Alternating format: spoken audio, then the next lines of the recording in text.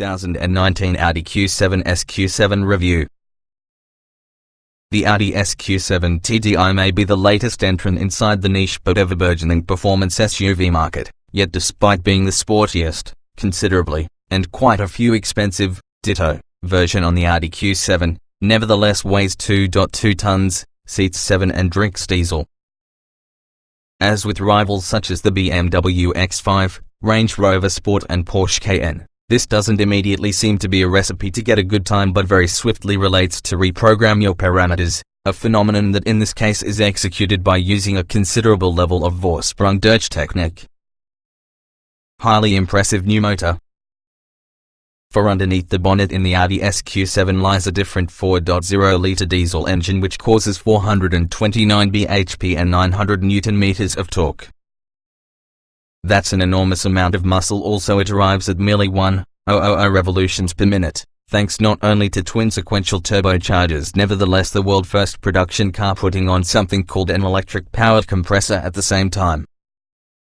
Only permitted by the SQ7's upgraded 48-volt electrical system, regular cars get by with 12-volt electrics. This EPC device is actually an instant electric booster that assists the turbochargers to return much more quickly than is generally possible.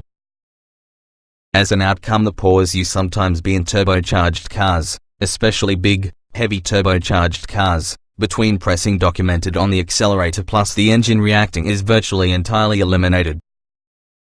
Though the mixture of substantial bulk as well as a swift-acting 8-speed automatic gearbox as standard sometimes disguises quite how vigorously fractional treatments allows the SQ7 to obtain moving, there's no doubting a state 4.9 seconds 0 to 62 miles per hour time. Keep a very close eye around the speedo, when you'll generally be traveling far faster than you realized.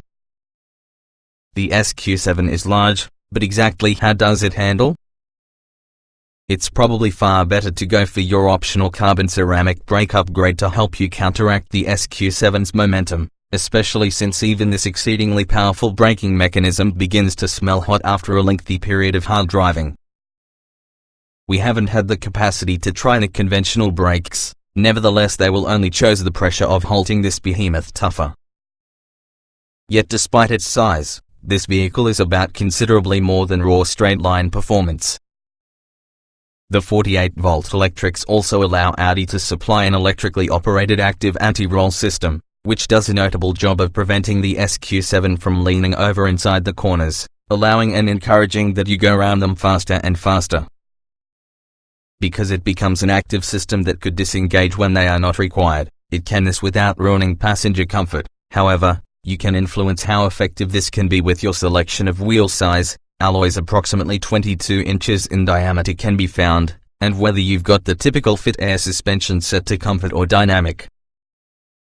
The one option box you must tick.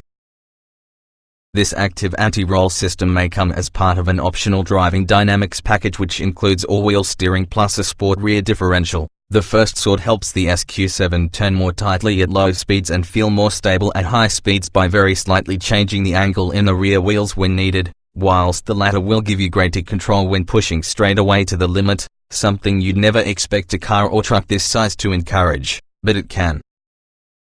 All told, the driving dynamics package may be worth every extra penny, and therefore equipped the SQ7 is astonishingly good fun they are driving.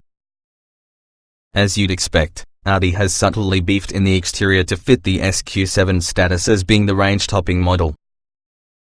There are also various fancy trim finishes available around the inside, even so the cabin is otherwise similar to the normal model.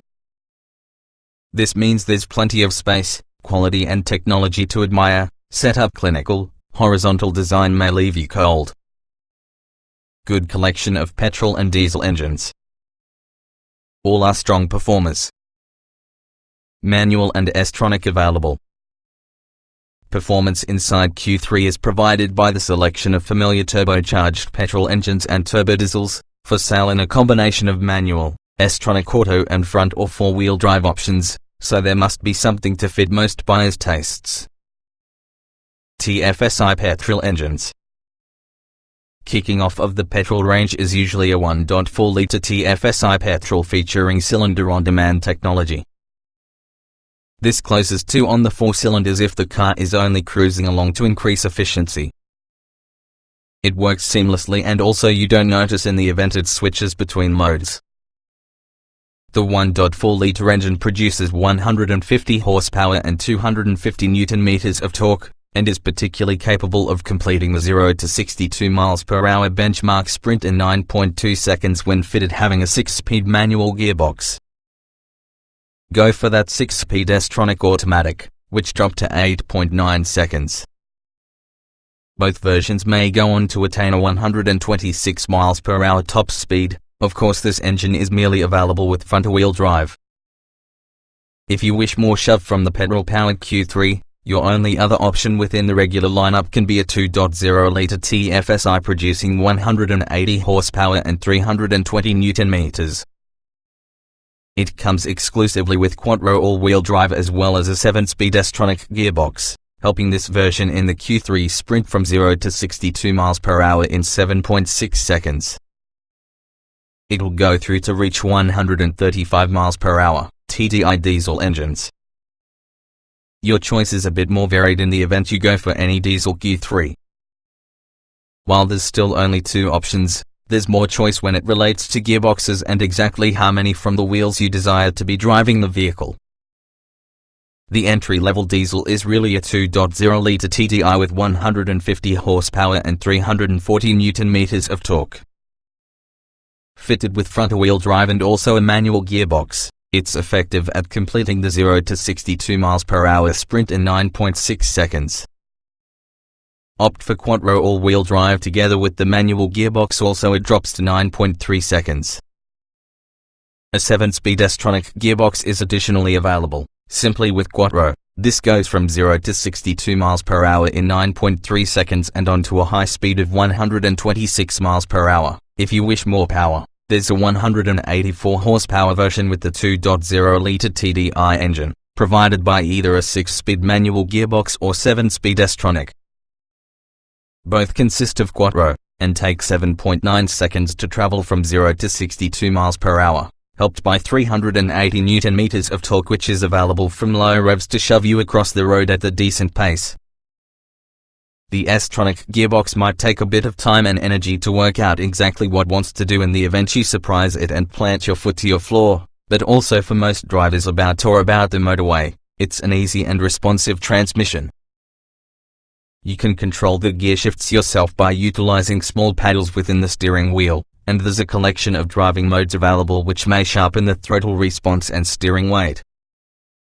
Best to go away it in comfort or auto, though, and allow the Q3 do its thing. It's not really a sports car and it is best left to its own devices. In this mode, it's a refined and relaxed car to operate a vehicle. Engines will no longer available. When the Q3 premiered, a number of different engines were available that could no longer be found underneath the bonnet, including a hot performance version, the Q3 RS. Petrol power was offered by 170 horsepower and 210 horsepower versions of any 2.0-liter TFSI engine, as both versions came with Quattro all-wheel drive as standard.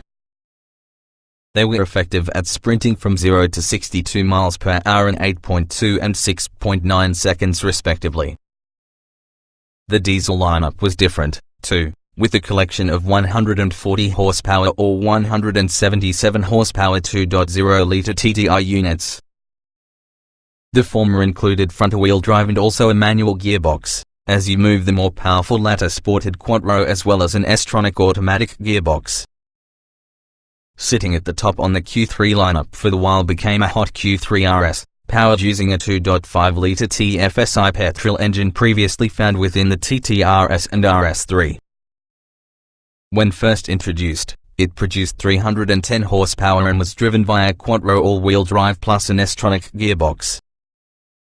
It received multiple upgrades rolling around in its life cycle, upgrading to 340 horsepower then 367 horsepower for your Q3 RS performance version. The 340 horsepower model was effective at a 5.2 second 0 to 62 miles per hour sprint time, which fell to 4.8 seconds to the performance model, providing serious punch and gratification that could rival the most well-liked of hot hatchbacks. Not essentially the most engaging car to push. Grip levels are wonderful, but it really is not exciting. Choice of driving modes available. Unfortunately, the Q3 suffers where many Audis have inked before, within the handling stakes. There's little to interact with the driver, along with the steering feels too lifeless to actually instill any excitement in the experience. The electrical energy steering does improve when you gather pace, but even at its heaviest, it appears like it could do with increased weight and feedback.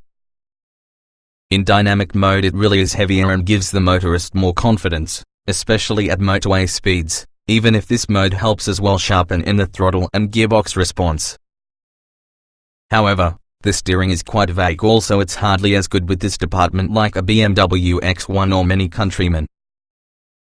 There's some body roll about the top corners, but it will feel well planted with good numbers of grip, particularly inside S-line models that have sports suspension.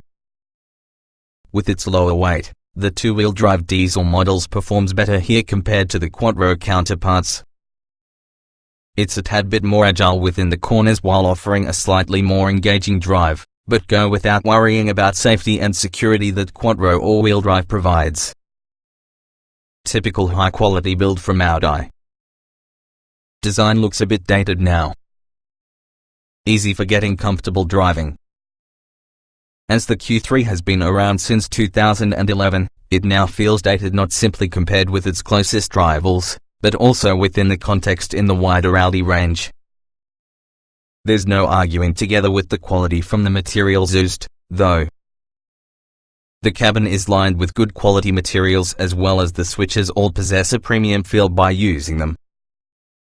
Much from the interior shares cues while using smaller A1 hatchback, yet still comes with an abundance of neat touches like ambient lighting and nailed metal details to some on the switches. However, as you move the seats offer lots of adjustment to have comfy when driving, there's not nearly enough adjustment inside steering wheel.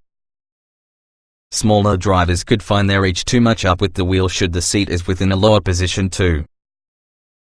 It shouldn't be an excessive amount of an issue for many though. The raised driving position provides for a good view with the road ahead, but cars with tinted windows and dark interior headlining could make visibility just a little trickier purchasing out the spine. The Q3 also uses Audi's older version of the MMI infotainment system, controlled with a selection of buttons about the dashboard, as an alternative to in-between leading seats because of the gear lever.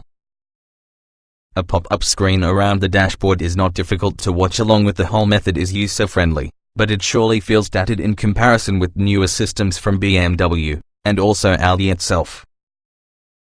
Adjustable, comfortable seats. Plenty of space in the beginning. Ride may be jittery on big wheels. The Q3 is really a comfortable car to shell out time in, much more than you may expect. There is not much engine noise from the cabin, while wind and road noise are very well suppressed, as long because you spec it with smaller wheels and tires. On the normal 17-inch alloys the ride feels nice and smooth, although switching the auto to dynamic mode via Audi Drive Select means things get slightly stiffer and may cause some problems around the more undulating UK surfaces. Switching to a S-line with 18-inch alloys makes little difference for the ride, and based on which drive mode the vehicle is inside, ride still feels compliant overall. The biggest impact for the ride derives from adding optional alloy wheels. On higher spec cars you're in a position to specify wheels as much as 20 inches in proportions. As an outcome, it really is a more significant effect ride quality, making the Q3 feel far more fidgety and unsettled even on smoother road surfaces. It's not unbearable, but noticeable weight against examples with higher profile tires. In the front with the car, the seats offer high comfort levels for longer time journeys and there's lots of directional movement inside the seat so that the trucker can get settled. The tire adjusts for rake and reach, even though smaller drivers might discover it doesn't have quite enough adjustment to get it low enough for being comfortable. For most though, it's a superb setup. Things certainly are a bit tight within the rear on the car, and then taller passengers that find themselves inside back won't want for being going too long a trip. The middle seat from the back can be best available smaller children, as fitting 3 adults throughout the rear row will be a bit too tight, but at the least the seats are angled lower, making an effort to feel like you're sitting inside seats and never on them. Decent number of standard kit. Plenty more being added optionally. 3 distinct trim levels. The Q3 lineup consists of 3 familiar trim levels: Sport, S-Line Edition and Black Edition. Standard Audi Q3 SUV equipment. The Q3 range kicks off while using Sport, coming with 17-inch alloy wheels, xenon headlights with LED daytime running lights, sat-nav displayed on 6.5-inch pop-up color screen, Bluetooth phone connectivity, Audi Music Interface, AMI, connection for Apple devices and USB devices, DAB radio, voice control, dual zone climate control, rear parking sensors, cruise control, automatic lights and wipers. Upgrading on the Q3 S-Line Edition brings largely cosmetic upgrades, featuring 18-inch alloy wheels, S-Line specific bumpers, diffusers and chrome trim around the outside, cloth, leather S-Line sports seats, plus brushed aluminium trim inside, LED headlights plus LED rear lights, electronic boot lid, black headlining, front and rear parking sensors.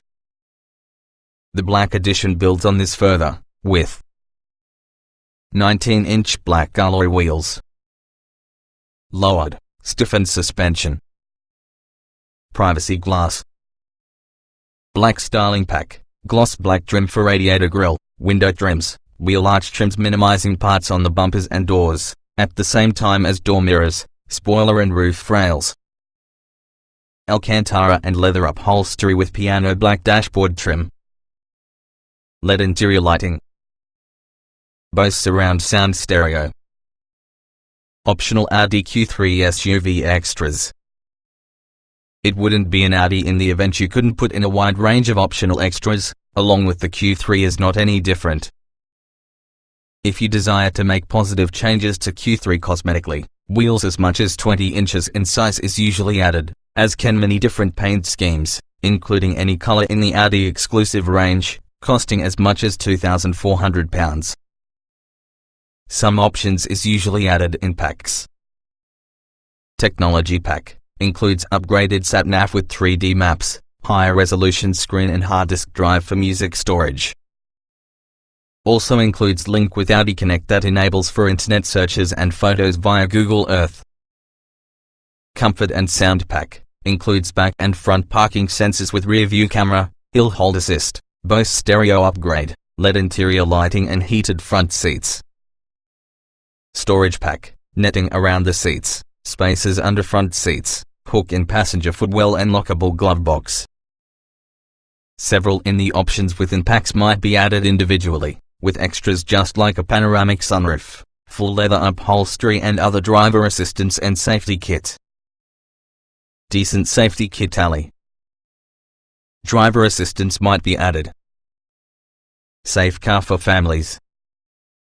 Given that a state safety organization, Euro NCAP, has awarded the vehicle a full 5 stars, the Q3 is often a safe car they are driving. It comes together with the usual range of safety kit including stability control, 2 front airbags, thorax pelvis side airbags from the backs on the front seats and curtain head airbags and hill hold. There undoubtedly are a number of optional safety extras available about the Q3 that offer it that added sense of security. There's Audi Side Assist, which is actually blind spot detection that flashes a light away when a car is coming in the side individuals. Then there exists also Active Lane Assist, which enables the driver steer back in on a lane if the automobile goes over the cloths line without indicating, and speed limit display that watches speed limit signs and shows them within a central trip computer. Compact exterior means interior isn't huge. space for 4 adults and usable boot. Taller passengers may struggle for space. Passenger space within the front is not to argue with a good amount of headroom and legroom and space to stretch in. It's a mixed bag after you jump inside the back seats, though. If there's nobody too tall inside the front, legroom is acceptable. However, if there's a taller person within the front, therefore you're a taller person yourself sitting inside the back, things have more cramped caused by a sloping roof line. It's best inside back for the kids, then, since the shape in the door is very narrow, as you move the middle seat is best available to smaller passengers, too. The Q3 can be a compact car, and is particularly barely more than a regular A3 hatchback. That means it's easy drive an automobile and maneuver out partying with good forward visibility. It's not particularly wide, either, meaning fitting into tight spaces is straightforward, too. However, the key gripe while using Q3 will be the slightly protruding rear end. It slopes quite dramatically that you simply notice when you look at the automobile side on. It means that should you use the spine window to be a gauge for in which the back from the car is, you need to get aware which the lower part from the back with the car is unique more versus the top. It's not only a big issue though, since the Q3 includes rear parking sensors as standard, or you can include a camera being an optional extra if you wish some more comfort.